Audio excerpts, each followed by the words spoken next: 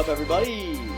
Welcome back to another episode of Fowler and Friends. We got the Jake Fowler Show with you this week.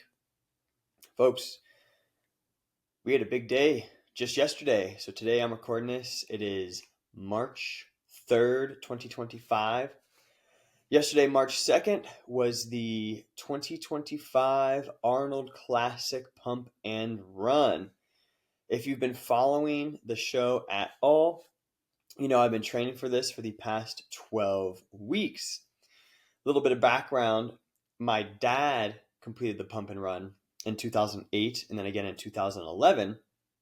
And so that was always something I thought was cool. I was probably 12 or 13.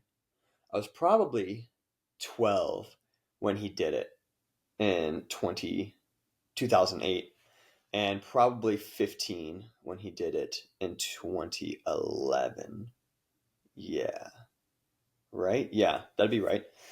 And so yeah, that was just a cool thing to have happen growing up. And at that time, at both age 12 and 15, I was already into working out. And that was something I was doing with my dad, and especially more so come 2011, not as much 2008, but still a little bit. And so the fact that my dad had done it previously was always in the back of my head. And it was always something I wanted to do. And, you know, I remember even bullshitting with a couple of my roommates in college. We were just sitting outside and, goofing around. And I remember telling them, like, oh, well, if one day, I was explaining them the premise of the pump and run, which, if you don't know, the premise is you are weighing that day, so whatever your body weight is, with shoes on, which I did not know until a few days before. You have to weigh in with shoes on, whatever your weight is that day. They put that weight up on the bench press, and you get to bench that weight up to 30 repetitions. Each rep is 30 seconds off of your 5K time, which, depending on what time you weigh in and bench, is anywhere from like an hour to 3 hours after you get it done. Just depends on the line, that sort of thing. So I explained that very premise to my roommates at the time, and we were just hanging out, goofing around, probably drinking, doing all that sort of shit. And as I was telling them about the pump and run, I told them if I were to run my best 5K time and hit all 30 reps, it's possible that I could do really well. I can't remember if I told them I could win at the time or if I could do really well. And they're like, oh, okay, yeah. But when I was telling them, I actually didn't even really believe in what I was telling them. That what I said was true. If I did do my best 5K, like from high school, and hit all 30 reps, I would do really well. But as I was saying it, and I was a little bit different at the time, not so much personality-wise, just, I guess, less confident, less convicted, less motivated. And as I was saying it, I remember thinking, dang, like this, even though what you're saying is true, it probably won't happen. Well, this time last year, March 2024, I'd missed the sign up for the pump and run already, which was fine. We had kiddo just born, and there was a lot going on. We had moved back that previous summer, so a lot on the plate. We were juggling a lot of balls at the time, and as are most people, but it wasn't really in the cards. But last year, I committed to myself that I was going to train for the 2025 pump and run, and at that point, a lot of things had already been in motion. Just a little bit of background. We moved back to Ohio in July of 2023. We had just found out we were pregnant a little bit before, in June of 23. And we had just found out we were pregnant a month or so before. I also, after we moved back, we were juggling jobs. We were juggling house trying to find houses and get approved for mortgage and that sort of thing. And I became head coach at Orange Theory Westerville in September of 23.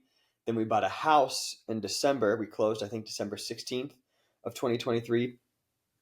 We then proceeded to have a child in January of 24.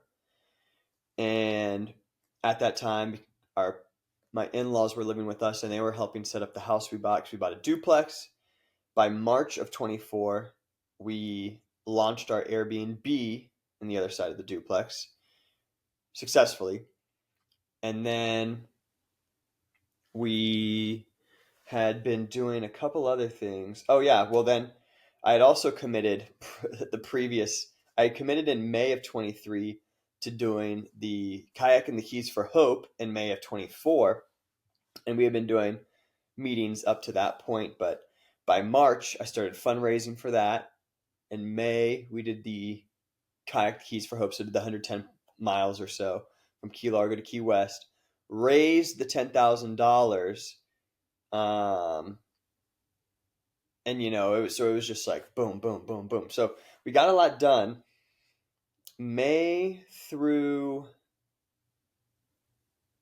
I guess, July, I was going for a promotion that didn't work out, and then sort of July onward, I was doing job apps and that sort of thing, just trying to level up financially a little bit. Oh fuck! And then in March of 2024, we also started the podcast, and so that happened right around the same time. Yeah, because my first pod was filmed in the Airbnb, and I think it was right before we had our first guest. So yeah, I started pod and Airbnb at the same time. All that to say, it was a super busy year, and as we were leading into winter, come like around fall, I started tracking my mileage a little bit more. I on and off track my running mileage, and I wanted to sort of slowly, casually sort of build distance week after week. Not really speed, but just running volume I wanted to increase, knowing I was signing up for this pump and run. The pump and run signups I think began sometime in winter, doesn't matter. Signed up, and on December, whenever that was, sometime in December, I competed in a 5K. That was probably, I think it was December 9th. Let me check this real quick. Reason it's important is because I was going to use that 5K to figure out what sort of training I was going to need to do, figure out what sort of shape I was going to be in for the start of my training. It was December 8th. Okay, I did the Westville Lions Rudolph 5K. I think I finished 8th overall. I was going for an 18-minute something. I would have really liked to have gone below an 18-minute 5K because I had done the Orange Theory Dry Try. If you don't know what that is, you row 2,000 meters, you complete 300 repetitions of 6 bodyweight exercises, not 300 of each, but 300 reps in total of all of these exercises. And then you run a 5K, 3.1 miles. And so I had done that, did well, and then I also was an anchor in a dry try relay, and that's where one person does each thing. And I did the 5K, and I ran like a 17:12 or something. This was on a treadmill. And so I was feeling really confident in my ability. That was another thing that was big for me. I was like, oh, okay, like I've still got it. I can make some good time for the pump and run when I sign up for it. So when I did the 5K in Westerville on December 8th, I think my time was like a 19:12, 19:17, something like that. Way slower than I was expecting. I slowed down tremendously each mile, and I had my watch on, and I remember looking at my watch. Maybe I had like a half mile left or something like that, and I could see where the finish line was. And I saw my time, and I was like, oh my God, you are going to be nowhere close to where you want to be. And then I kind of didn't really care, and so I went even slower. All that to say, I think I still finished 8th overall, but I was disappointed with my start. Regardless, that was what helped me set the initial pace for my initial workouts for pump and run training, which started that very next day, Monday, the 9th of December. And from there, it was just a 12-week not just, it was a 12-week training program that I designed. And in the program, I lifted 3 days a week. Each day I hit a different, each day of lifting, I hit a different variation on the bench press. One day was a hypertrophy day, meant to stimulate muscle growth to help just get a little extra size. You have a little bit more mass up there, a little bit more surface area to exert work. One day focusing on lifting heavy. What that does is it stimulates the nervous system and preps it for lifting heavier load. So, yeah, I mean, I got stronger by doing that, but also when you then go and do lighter weight, it actually feels much lighter because you're used to lifting so much heavier. And so you're also just like almost tricking your brain into prepping for a heavier load. And then the other day I would do the third day I would do an AMRAP, or as many reps as possible with my body weight. And that would, I started with 155 because that was going to be my goal. And we'll talk a little bit more about that as we go along. But all in all, that's how I broke my lifting down. I also had accessory exercises, so I wasn't just doing bench press. I think on one day I was doing overhead press and rows. The overhead press could have, because I wasn't doing any incline, the overhead press was there to help grow or help stimulate my shoulders, because you get a little bit of the front delt action when you're doing bench.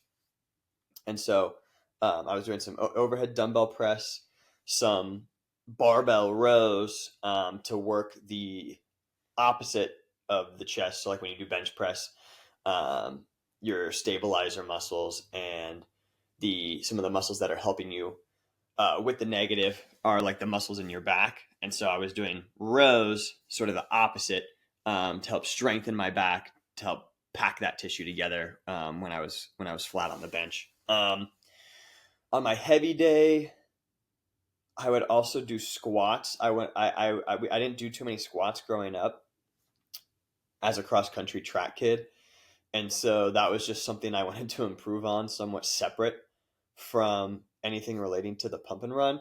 But the reason I kept it in there is because I knew I probably wasn't gonna have too much time to drive around and find hills to do training on. So that was sort of a way to increase strength in my glutes and quads. And I was doing high reps, so I was doing sets of 20 with the squats and sort of incrementally increased weights throughout. But yeah, so I would do heavy chest, squats. That might have been it on that day. I mean, that's enough, right? uh, there might have been another thing. And then when I would do I would do dips. That's what I would do. I would do controlled dips. And then on the third day with the AMRAP, we would do lat pull downs. That was really just maintenance on biceps and lats. There's no reason for me to be doing those necessarily. It was just to get some sort of stimulus to make sure I didn't lose too much muscle mass focusing on the other things in those areas. And I would also do triceps, and I was very consistent about hitting the triceps just because triceps are so much a part of your bench. I wanted to make sure that I was isolating them as well. And so that's how I sort of broke up the run or the lifting. The running, on the other hand, I was heavily influenced by a book called Jack Daniels' Running Formula, or it's just called The Running Formula by Jack Daniels. And Jack Daniels has coached anything from high school to Olympic level athletes, anything from an 800-meter dash to a marathon. And so he's coached it all. He's published multiple revised editions of his running formula. And the first couple chapters sort of break down different components of the run, that sort of things. And then all the chapters to follow are how to train for a specific event, and then a mock-up of the running workouts you can do. So that was a big part. I looked extensively over his 5K training and sort of transferred that, and then made some tweaks just because I was not able to meet the ideal sort of training circumstances that he was advocating for. And part of it could be my misunderstanding. of what he was referencing in the text. But basically, the goal when you're improving on something is to try not to increase, especially with regards to running, intensity in more than one variable, more than every 4 weeks. And so if you're going to increase speed, you don't want to also increase something else. You don't also want to increase, if you're doing 400s and you're trying to get faster at those 400s, you don't want to then do 6 400s the next week and also still try and increase speed. So, regardless, I sometimes had to break that rule, just because I did have a 12-week program and I was starting from a point that was worse than I was expecting, that 19-minute and some change 5K that I ran on December 8th. And so, anyways, basically how I structured my runs were, I started with something called a threshold run. And this was basically just to get me used to doing mile repeats, which is something I did back in cross country days. I would do 3 miles with jogging recovery for about 2 or 3 minutes in between each mile. And so I would do 1 mile, jog for 2-3 minutes and recover. And a threshold pace, again, this was sort of not lazily aimed, but is supposed to be based off of your VO2 max, and I've never had mine tested. And you can also sort of go based off of heart rate, which I wear wearable technology, but I'd also have to be looking at my phone at the same time to see, am I staying in this right heart rate zone? So I mostly went based off of feeling. That being said, in terms of my ability as a runner, I mean, I ran track in middle school, track and cross country in high school. I did track club in college, and and then I went to a running club when we lived in Chapel Hill. So I've been running for a long time. My skill set in track and cross country in high school was actually being a pacer. So I have a good internal time, a good internal pace clock in my brain. And so when running at threshold, doing these mile repeats, I was able to run at an intensity that was borderline zone 3, zone 4 for heart rate zones 1, 2, 3, 4, 5. Borderline zone 3, zone 4. So it's basically on the border of, I can almost still have a conversation, but I'm taking breaths in as well, and then getting close to not being able to have a conversation. So, anyways, I initially started those at about 6.5 minutes, 6.5 minute miles.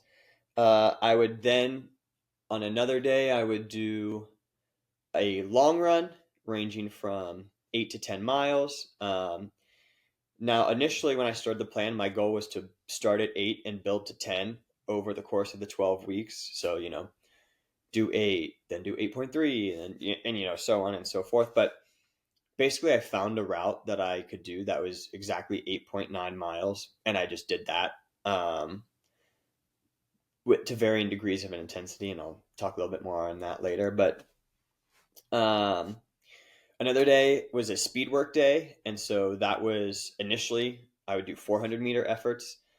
That eventually turned into 600-meter efforts, and that eventually turned into 800-meter efforts. I think at first I was only doing 4 or 6. I can actually reference this, and I'm actually going to share my screen here.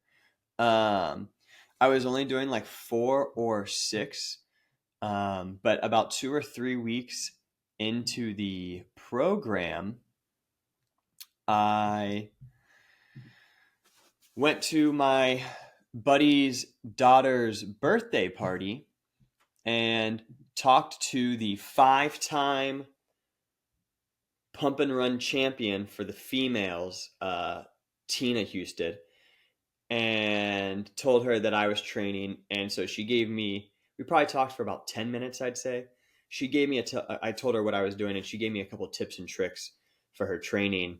And that was a game changer. I mean, she had won the pump and run for the females five times in a row, and she'd even gotten 5th place overall one of those times. And so, she really knows what she's doing. So it was definitely a privilege to be able to talk to her about that. That being said,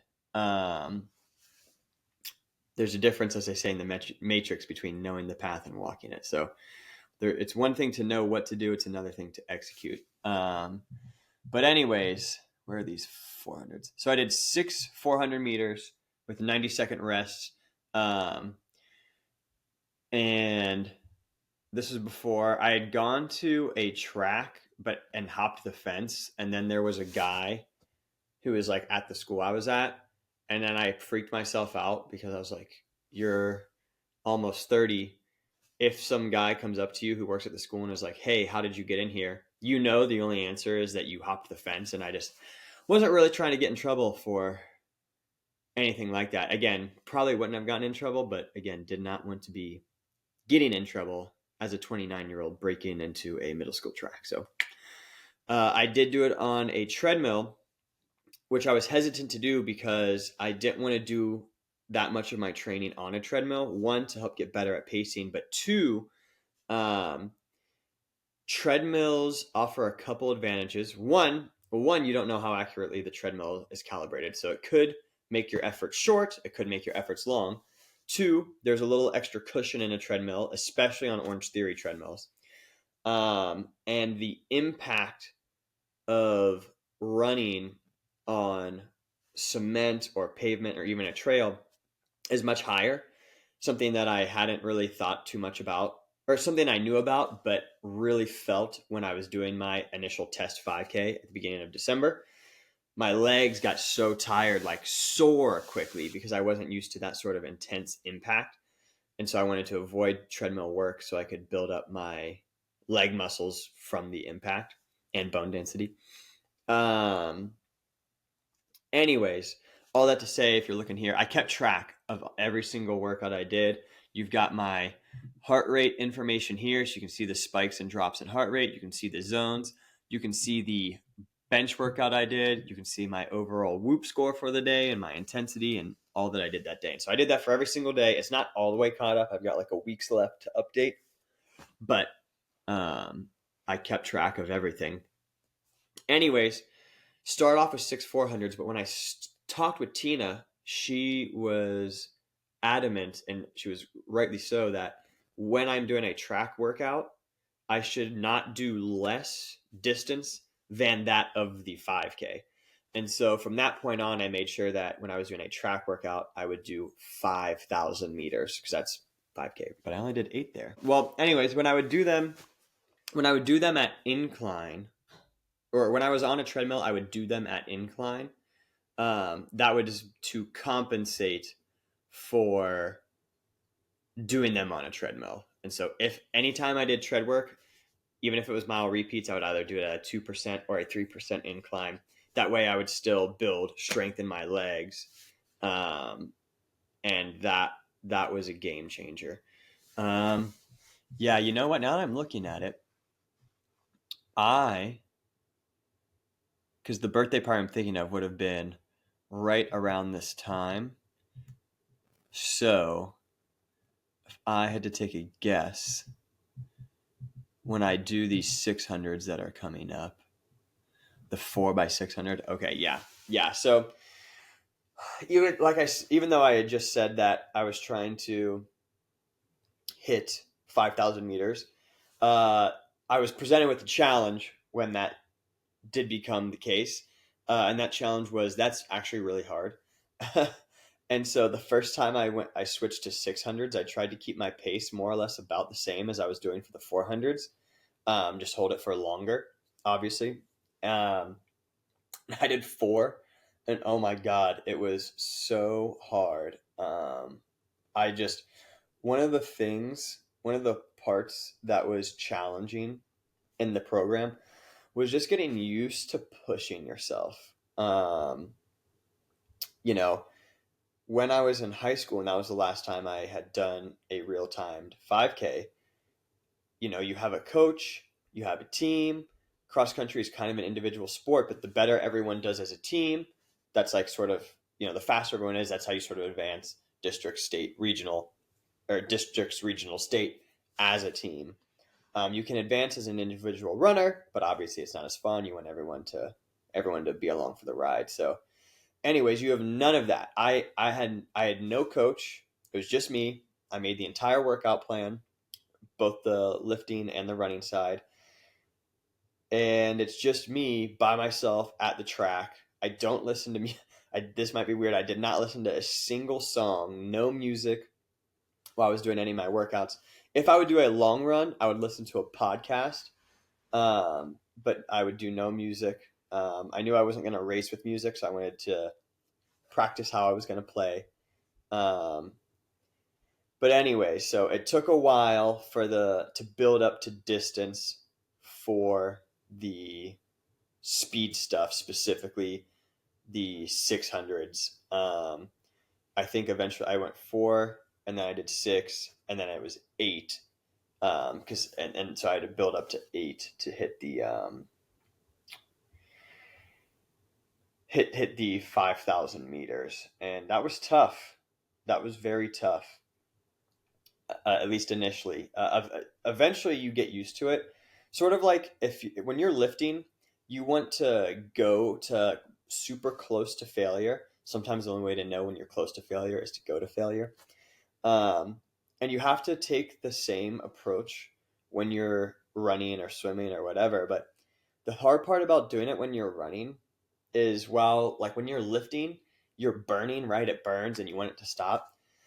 But there's something about being out of breath that's just slightly more scary. And you're gasping for air and you want it to stop, and all you have to do is stop running. You're not going to hurt yourself. If you're lifting, you could hurt yourself if you drop the weights. But if you're running, all you have to do is stop.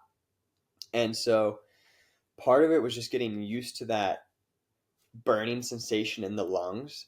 And sometimes I would have to remind myself while I was doing that, it's like, hey, if you're feeling this way, then you're on track. And that would actually help me relax a little bit. It's like, hey, this is how you're supposed to feel. It's okay. In fact, this is how you're going to get better, is in this feeling. Because the next time you do this, what the intensity that triggers that feeling is going to be, it's going to take a little bit more. And that's what you want. You want the intensity to trigger that feeling to get higher and higher. And so then you're building tolerance to that feeling. So one, you're getting used to it psychologically, and two, your body is adapting to the intensity, and you're able to increase moving forward. So anyways, I got super sidetracked explaining all about the speed work. So yeah, we did mile repeats, we did long runs, we did speed work on the track. I would do an easy run of about like 4.2 miles. I say 4.2 because that's how long the route was. And I would do 6 to 8 strides. There's a stretch on that run, so I would do like 30-second strider, like 45 seconds to recover. I'd do that 6 or 8 times on the easy run. And then I would also do an easy run of about 5 to 6 miles, typically about 5.4 miles. And those are my 5 runs, right? The mile repeats, the long run, the track work, the easy run with striders, and then the mid-distance easy run. So those 5 plus the three lifts, it was about 8 hours or so of training per week that I was starting out with, and adapting as I went.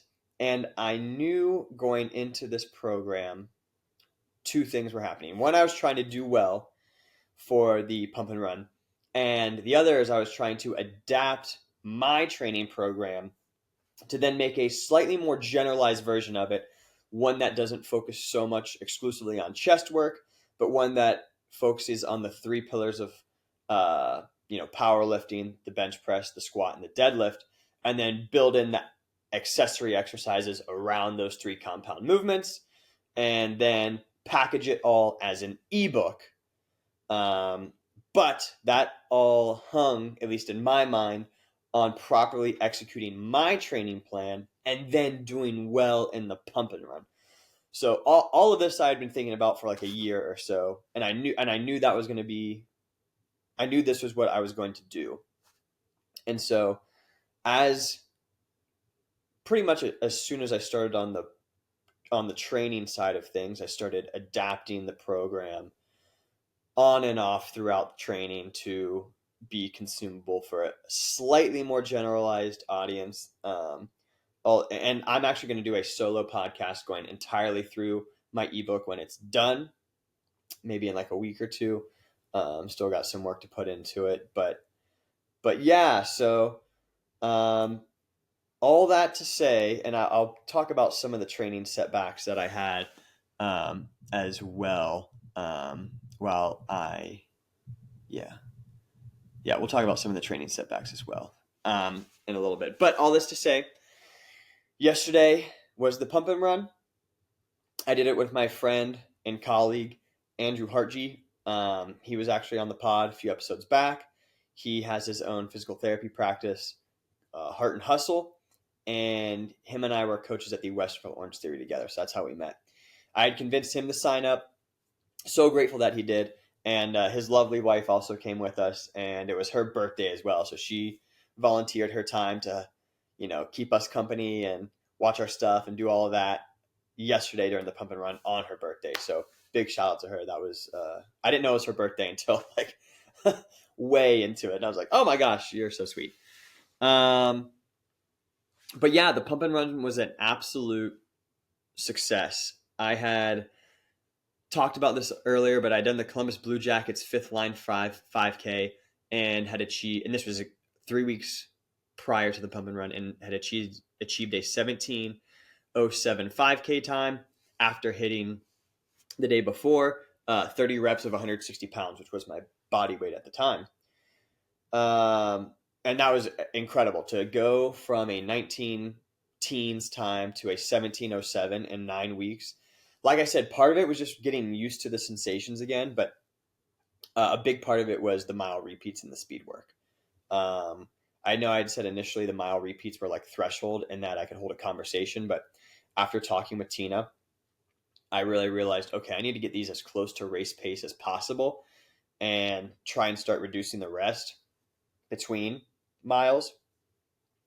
I really only reduced them to about 2.5 minutes. She was trying to get me to reduce them to about a minute, but I didn't get there. I was trying to prioritize getting faster, and had the program been longer and I had consistently achieved the times I was achieving at the end of my mile repeats at the end of the training, then I might have started to reduce the rest a little bit more. But all that to say, I was hesitant to reduce the rest too much in lieu of being able to increase the speed on my miles. So anyways, achieved the 17:07.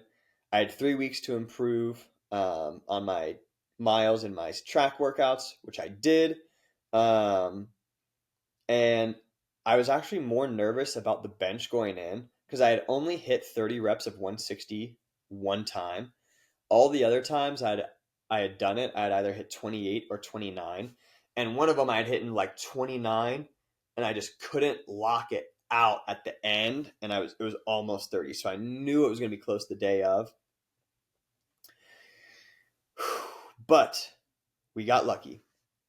On the day of, with shoes on, if you are at, so I float between like 156 and 160.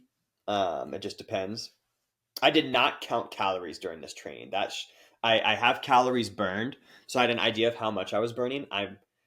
Most people should never eyeball, especially if you're like training for an event, like maybe not so much like I was, but kind of if like I was, but like bodybuilding, or like wrestling, that sort of thing, you probably should count your calories. Or like if you are trying to lose weight, it does help to know. Eyeballing it is not good in general. However, I have been a nutrition coach for a while. I have also put on weight. I have also lost weight, all purposefully and all successfully every time. And I had every ounce of confidence that I could eyeball my food and be successful, which I did. And again, I don't recommend doing that, but I am able to more or less reasonably well.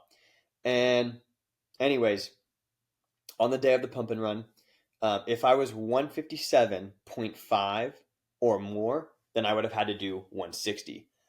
If I was 157.4 or less, then they would round down to 155. I weighed in at 156 something with my shoes on. I had been a little bit more strict in eyeballing my calories the week or two leading up to it, and I was feeling slightly hungrier.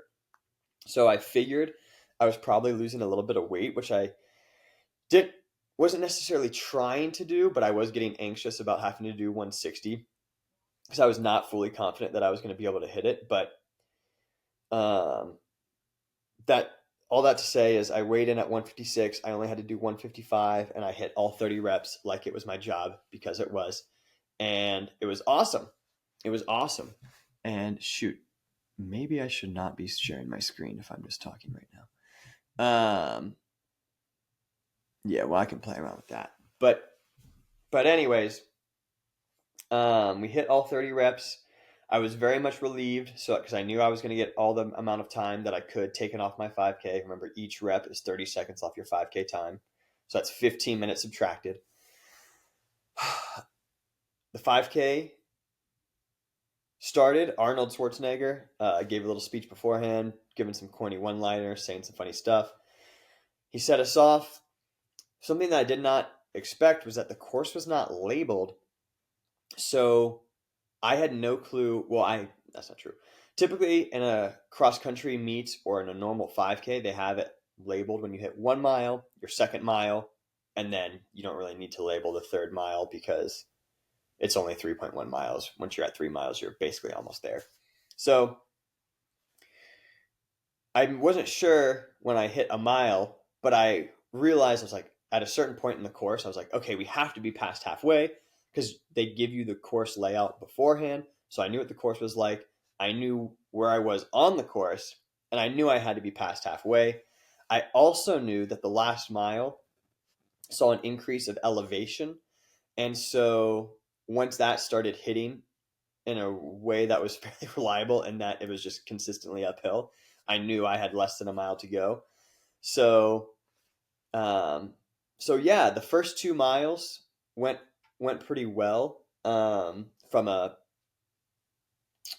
rate of perceived exertion perspective. I was breathing hard, but I felt like I was on pace. I didn't wear a watch because I didn't when I did the Blue Jackets 5K, and I wanted to go based off of feeling. I didn't want to see a time and then relax because I was on pace. I wanted to start feeling more tired and increase as that feeling of tiredness increased because I know that when you start to feel tired and you feel like you have to speed up, you're not actually speeding up, you're just maintaining. It's just like a perception game. You start to slow down naturally, and that's one of the advantages of being on a treadmill is you can just set it and forget it. Whereas when you're running outside, you have to constantly have a willpower over yourself to maintain speed. And so I was able to do that the first 2 miles. That last mile though was more or less uphill. It was like uphill a good amount, and then there was like a little downhill, and then a big uphill, and then a downhill to the finish. And so I kind of knew what was going on that last mile, but oh man, I was like, I'm slowing down. I lost all perception of am I on pace just because that hill was killing me. Eventually, though, I realized where we were and knew we had less than a half mile to go. Got to the top of one hill and like, oh, okay, well, we're 200 meters away. We're super close. And as I started towards the finish line and I was able to see my time, I realized that I was going to beat or match or beat my high school PR. And I was just so absolutely thrilled at this at the fact that I was going to do that because that was my when I had initially set out. I told some of my friends and said to myself, ideally, I would like to match or beat my high school PR, which is a 16:52. And I knew that was a lofty goal, especially after hitting that 19-minute 5K. But after doing the CBJ one in 17 minutes, I was like, oh man, this is really possible. My end time ended up being a 16:46, which is about a 5-minute 26-minute mile average. And I was absolutely thrilled. I ended up getting second place overall. The guy who won was about 18 seconds ahead of me, and I don't think I had 18 seconds to give. Maybe I could have been 5 seconds faster overall. Looking back, it's hard to say, but I did my best, and it paid off. And the guy who won was 49, and so because he was 49, he only had to bench, I think, like 90% of his body weight, because once you hit 40, it's 90%, and it's like 80% when you're 50 and above, or something like that. Something like that. And that's not to take away from his accomplishments, because he was still 18 seconds faster than I was, and he is 20 years older than I am. And so shout out to that dude. I can't remember his name, but he did a really good job. And yeah, but all things to say, I did what I had to for the pump and run, and it took a while to set in. At first, I was just happy that it was done. But the man who was best man at my wedding, my buddy Alex, was there. The guy who was the minister on our wedding, Sean, of Balls Deep fame, he was there. He surprised me. Him and his girlfriend Kendall, who's also been on the show, they were there. My dad and my stepmom were there. My sister was there. My wife, my kid, my in-laws were there. We had a huge cheering section. My buddy Andrew's wife Sarah was there, and it was just truly an awesome experience. I'm so grateful to my buddy Andrew for being able to do this with me. Having someone there made it so much less nerve-wracking. I could probably do it solo now, knowing what it is and what to expect, but just because it was my first time doing it, I was really grateful to have him there, and for us to kind of figure out what we were doing the morning of together. That was really special. So shout out Andrew for hanging out with me. But yeah, folks, overall it was an amazing success. I didn't mean to leave I sort of did. I didn't mean to leave my screen up here this whole time. But one of the reasons I had it up was just to, I did include rest. Okay. One of the reasons I had it up was just to sort of show progress. So like if we look here, my thresholds, 659, 637, 630. We go to another mile day, 611, 625, 556. So you can see them start to increase. I got the 2-minute jog, but it's nothing too crazy. 630. So I added a fourth one after I did 4. I was like, this is dumb the way I'm going about it. So I sort of pivoted, and went right on to focusing more on speed. You can see though, on the other ones that I had just shown up, I was getting faster as I went. I hit 547, which was good. Then started getting slower. So part of it was realizing, okay, not being able to maintain speed, that's challenging. Okay, so random sprint day. So at the beginning of January, there was a crazy cold front that came in, and a bunch of snow hit. And even though some of these, like you could see, I'm doing workouts on incline and stuff, I tried not to do that after the first few weeks. But yeah, like here, these are outside. But it became challenging because it snowed, and you can see like my mile time for the 8.8 long run is kind of slow for me. Not that it needed to be fast, but 5.1 miles at 9:31. So the snow was just crazy. And for the long runs, for any sort of just regular run that wasn't a workout, I was outside. Whether it was -3 or 12 degrees or 6 inches of snowing, I ran all my regular runs outside regardless of weather. Because the pump and run was March 2nd, I didn't know what kind of weather to expect. So I was erring on the side of caution, just saying, whatever the weather was, I'm running in it. But see here, I had to go inside to do my mile repeats because it just wasn't safe. It was so icy around the Westgate Park where I was doing my mile repeats that it just wasn't safe. And I had to I had many debates in my head whether or not I should do it or not. And I definitely made the right decision. I didn't want to risk injury. Same with the 600s. I had to do some of those inside as well because the tracks were just iced over. And the one day that was the random sprint day, where'd that go? Yeah, see, still on inclines. Wherever that random sprint day went, I went to the track and just did not have time. Yeah, there it is. And did not have time to drive somewhere to like a treadmill to do the workout. And so the only part of the track that wasn't completely covered in snow and ice was one 100-meter strip. And there was still some snow and ice on it, but I wanted to do something. So I just did 5 100-meter sprints with as much rest as I wanted in between because I never sprint and I was never a sprinter in high school or college. So sprinting, it's like hard when you don't do a thing to get it going. And there was some snow and ice, but I was so sore for like 3 or 4 days, even in my biceps from pumping my arms because I just never sprint. Um, but yeah, that was one of the cool things about the program was just overcoming nature. I knew that going in, but again, difference between knowing the path and walking it. It was a real challenge. I really had to debate, and I couldn't take too much time to debate because we've got a baby at home. I still have a full time job up until the beginning of February, from December until February 7th. I was coaching about 18 to 20 group fitness classes. 2 days a week, I was waking up at 3:45 a.m. because I had to be to the studio at 4:30 in the morning. Um, Tuesday nights, Thursday nights, Friday nights, I would close the studio.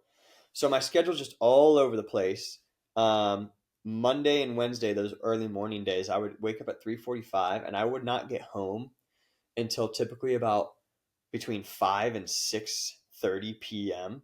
because I would also, I would coach, you know, anywhere from 4 to 5 classes on either Monday or Wednesday, do administrative work. Sometimes that would be in the morning, sometimes that would be in the afternoon. And then I would also have to get my workouts in. And so I would do my bench days, um, two of my bench days on those days, and try and hit the sauna if I could to simulate some sort of cardio activity. And that was that. And that's not to like brag about, you know, me doing all these things. That's just me stating the objective reality that was my schedule that I had to adapt to in order to achieve and in order to make sure I hit my workouts when I needed to hit them. And overall, I don't want to I don't want to say that like I don't often like to say I'm proud of myself. But I am happy with what I was able to show, and being dialed in the workouts and having something to focus on helped me had a trickle out effect and helped me be dialed in other aspects of my life. And so I really like that feeling of being dialed in, and it helped me say no to a lot of things, which was good. Um, but yeah, I mean, dad life plus crazy work life, all things I signed up for, by the way. So, when I'm listing those things, it's not like, I was in total control of that. I could have left my job, which I did, but, I could have done all these things. Um, but I decided to, stick with all of them because, you have to be a dad. You have to go to work. But I also, I'm also doing the pod.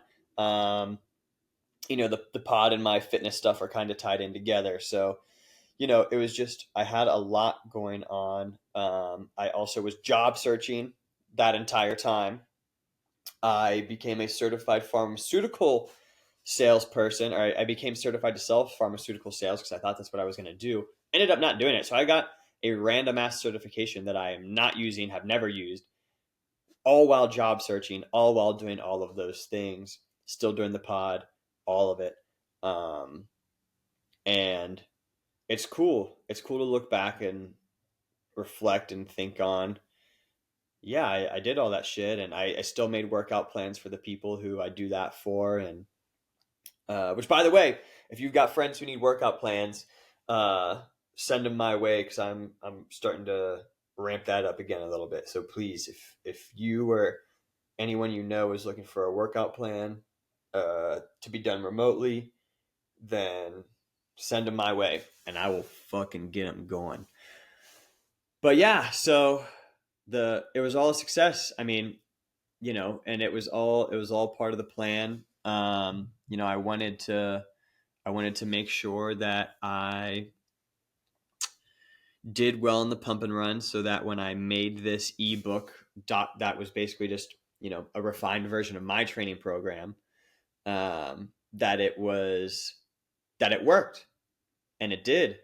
I got stronger, I got faster, and that was the goal. And so when I have my ebook done, I'll do a solo pod, kind of walking through it, walking through changes between that and my plan, that sort of thing. But yeah, I wanted to get out here and talk about what the last 12 weeks for me have been like. I know there was some rambling, so I appreciate you sitting through all of that. We'll probably let you go here. You can be dismissed now. But yeah, we've got some, as far as, Fowler and Friends stuff updates goes. I'm doing one this coming Saturday that I'm really excited about. And I think my Chuck, who I did the last pod with, he actually literally texted me. Let's see what he said while I was doing booking session. Yep, he just hit me back saying that he's down for me to come on his pod, so that'll be my first time being a guest on another pod. And yeah, I'm really excited. So got some good guests coming up. I'll make sure that when I'm on Chuck's pod, I'll send that link out, and keep sharing the show as much as y'all can. Appreciate y'all for listening, and we'll catch you on the next one. Later, everyone. Peace. What's up, everybody? It's Jake here, Fowler and Friends. Thank you so much for supporting the channel. It really means a lot to me and all of us over here at Fowler and Friends. So if you could please like, subscribe, comment, do all of that, but definitely subscribe, share the videos with your friends, and keep on supporting the channel. Thank you so much. We'll catch you on the next one. Later.